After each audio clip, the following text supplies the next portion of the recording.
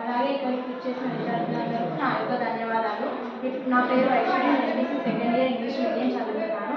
ఇప్పుడు మనం చెప్పుకోబోయే అంశం గాలి, నీరు, వాటర్. వీటన్నిటి వల్ల కలుషితం ఏమేమి అవుతున్నాయని మనం తెలుసుకున్నాం.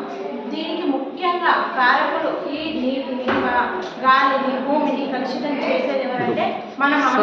ఎలా అంటే మనం వాడే వ్యర్థ పదార్థాలను తీసుకెళ్లి నీటిలో వేయడం వల్ల మనుషులకే కాదు అందులో జీవించే జీవులకు ఎంతో హాని జరుగుతుంది. ఎలాగంటే ఆ జీవులు ఆ నీటినే తాగి బతుకుతున్నాయి, ఆ నీటిలోనే నివసిస్తున్నాయి.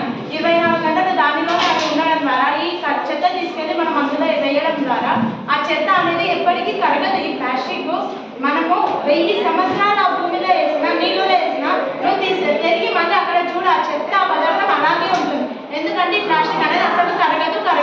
మనకి ప్లాస్టిక్ దానిలో వేయడం ద్వారా ఈ ప్లాస్టిక్ అనేది దాని నుంచి వచ్చే పెద్ద దుర్వాసన ద్వారా దాన్ని పీల్చడం ద్వారా ఆ నీటిని ఆ జీవులు తాగడం ద్వారా జీవులకు కూడా నష్టం జరుగుతుంది. మానవులు కూడా అవే నీటిని ఉపయోగిస్తున్నారు. మన నిత్య అవసరాల కోసం నీటిని అయితే మనం ఉండలేము.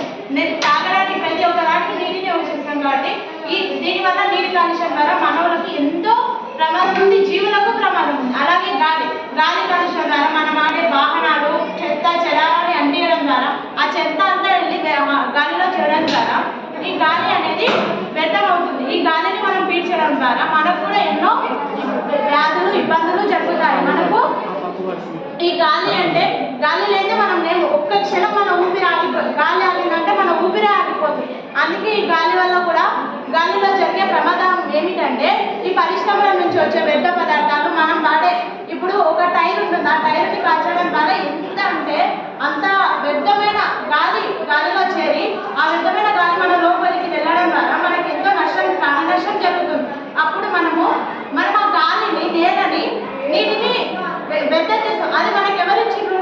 మనమే సృష్టించలేదు. దేవుడు పై నుంచి దేవుడు సృష్టించిన దాన్ని మనం